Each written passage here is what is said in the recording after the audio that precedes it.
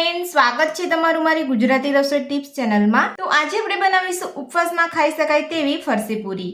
તો ચાલો આપણે બનાવવાનું શરૂ કરીએ।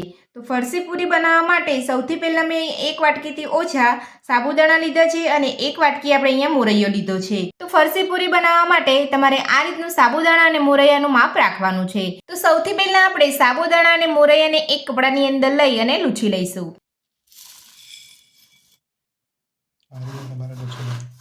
તો આ રીતે તમારે કપડાની અંદર લઈ અને લૂછી લેવાના છે। તો સાબુદાણાની અંદર રહેલો વધારાનો પાવડર છે એ બધો જ અહીંયા નીકળી જશે।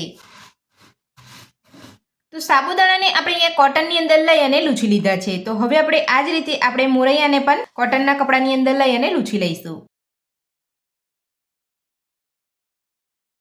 તો એ જ રીતે આપણે કોટનની અંદર મોરૈયાને લઈ અને લૂછી લઈશું। તો જો તમને આ રીતે અહીંયા મોરૈયાને લૂછવાનું કોટનની અંદર ના ફાવતું હોય તો હું તમને અહીંયા બીજી રીત પણ બતાવું છું। તો તમારે મોરૈયાને આ રીતે કોટનની અંદર લઈ અને બધી જ બાજુથી તમારે બંધ કરી લેવાનું છે અને પછી તમારે અહીંયા હાથની મદદથી આ રીતે ઘસી લેવાનું છે, એટલે તમારો મોરૈયો એકદમ સરસ રીતે ચોખ્ખો થઈ જશે અને વધારાનો પાવડર જે છે એ બધો જ નીકળી જશે। તો મોરૈયાને પણ આપણે અહીંયા લૂછી લીધો છે। તો હવે આપણે તેને એક વાટકીની અંદર લઈ લઈશું। સાબુદાણા અને મોરૈયાને આપણે એક કોટનની અંદર લૂછી લીધા પછી એક મિક્સર જારની અંદર લઈ અને પીસી લઈશું। તો હું અહીંયા મોરૈયા અને સાબુદાણાને અલગ અલગ પીસી રહી છું। જો તમે અહીંયા બંને સાથે પીસવા માંગતા હોય તો તમે સાથે પણ પીસી શકો છો। તો સાબુદાણા અને મોરૈયાને આપણે અહીંયા પીસી લીધો છે। તો હવે આપણે બંનેને એક સાથે લઈ અને ચાળી લઈશું।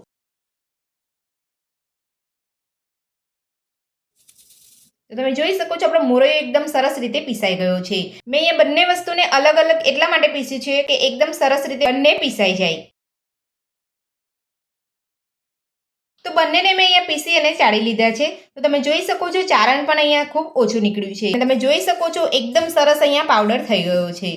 તો આ જ રીતે તમારે અહીંયા પીસીને ચાળી લેવાનું છે। તો હવે આપણે તેની અંદર 2 બાફેલા બટાકાને છીણી લઈશું। તો આ રીતે તમારે અહીંયા બાફેલા બટાકાને છીણી લેવાના છે। તમારે હાથથી કે મેસરથી મેશ નથી કરવાના। તમે છીણીને ઉમેરશો તો એકદમ સરસ રીતે બટાકા મેશ થઈ જશે અને તમારી ફરસી પૂરી એકદમ સરસ રીતે બનીને તૈયાર થશે।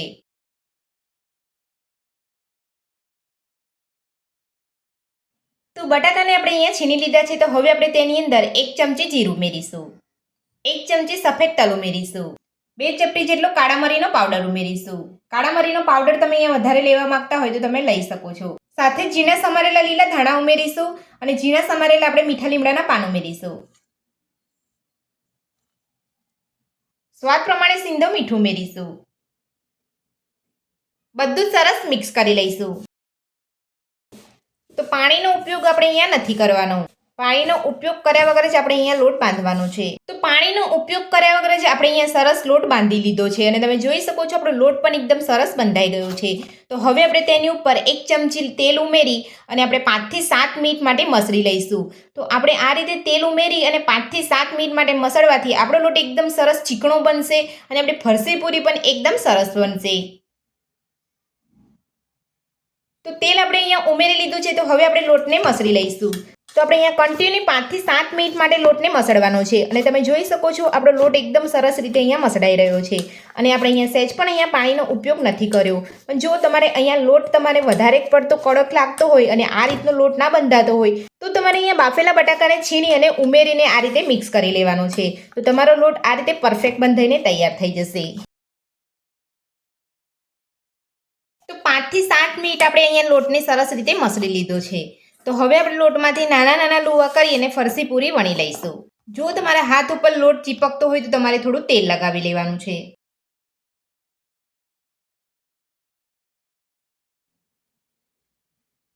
તો આ રીતના આપણે બધા જ લુવા કરી લઈશું। તો લોટમાંથી આપણે બધા જ લુવા કરી લીધા છે। તો હવે આપણે એક પાટલા ઉપર લઈ અને વણી લઈશું। તો આપણે અહીંયા પાટલા ઉપર થોડું તેલ લગાવી લઈશું અને વેલણ ઉપર પણ થોડું તેલ લગાવી લઈશું। હળવે હાથે આપણે વણી લઈશું। તો વધારે પડતી તમારે અહીંયા ફરસી પૂરીને પતલી નથી વણવાની। તો ફરસી પૂરી આપણે અહીંયા વણી લીધી છે। તો હવે આપણે ફરસી પૂરીને કાંટાવાળી ચમચીથી થોડા કાણા કરી લઈશું। તો આ રીતે કાણા કરવાથી આપણી ફરસી પૂરી એકદમ સરસ ક્રિસ્પી બનશે અને ફૂલે પણ નહીં। તો આ જ રીતે આપણે બધી જ ફરસી પૂરી વણી લઈશું। તો આ રીતે તમારે ફરસી પૂરી વણવાની છે, વધારે પડતી જાડી નહીં કે વધારે પડતી પતલી નહીં. તો આ રીતે આપણે બધી જ પૂરી વણી લઈશું. થોડી ફરસી પૂરી આપણે અહીંયા વણી લીધી છે અને કાંટાવાળી ચમચીથી આપણે અહીંયા કાણા પણ કરી લીધા છે. તો હવે આપણે ફરસી પૂરીને તળી લઈશું. તો ફરસી પૂરી તળવા માટે આપણે અહીંયા તેલ ગરમ કરવા મૂકી દીધું હતું અને આપણું તેલ અહીંયા ગરમ થઈ ગયું છે. તો હવે આપણે તેલમાં ફરસી પૂરીને તળી લઈશું. તો ફરસી પૂરીને આપણે ગેસની મીડિયમ ફ્લેમ પર જ તળવાની છે, આપણે ફૂલ ગેસ ઉપર નથી તળવાની. તો આપણે અહીંયા પૂરીને પલટાવવાની ઉતાવળ નથી કરવાની. આ રીતના બબલ્સ ઓછા થાય ત્યારબાદ જ આપણે પૂરીને પલટાવીશું. તો તમે જોઈ શકો છો આપણે અહીંયા બબલ્સ ઓછા થઈ ગયા છે. તો હવે આપણે હળવે હાથે પૂરીને પલટાવી લઈશું.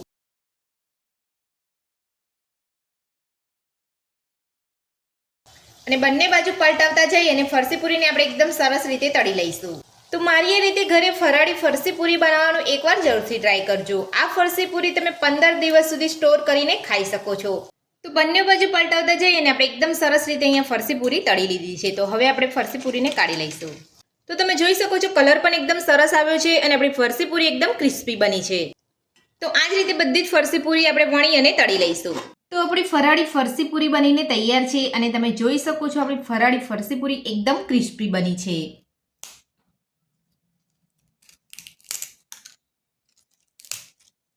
આ ફરાળી ફરસી પૂરી તમે 15 દિવસ સુધી સ્ટોર કરી શકો છો. તો મારી આ રીતે તમે ઉપવાસમાં ખાઈ શકાય તેવી ફરાળી ફરસી પૂરી બનાવવાનું એકવાર જરૂરથી ટ્રાય કરજો. તો ફરાળી ફરસી પૂરી બનાવવાની રીત તમને મારી કેવી લાગી મને કોમેન્ટ બોક્સમાં કોમેન્ટ કરીને જરૂરથી જણાવજો. આજની રેસીપી પસંદ આવી હોય તો વિડીયોને લાઇક કરજો, ચેનલને સબસ્ક્રાઇબ કરજો, તમારા મિત્રોને જરૂરથી શેર કરજો. Thank you.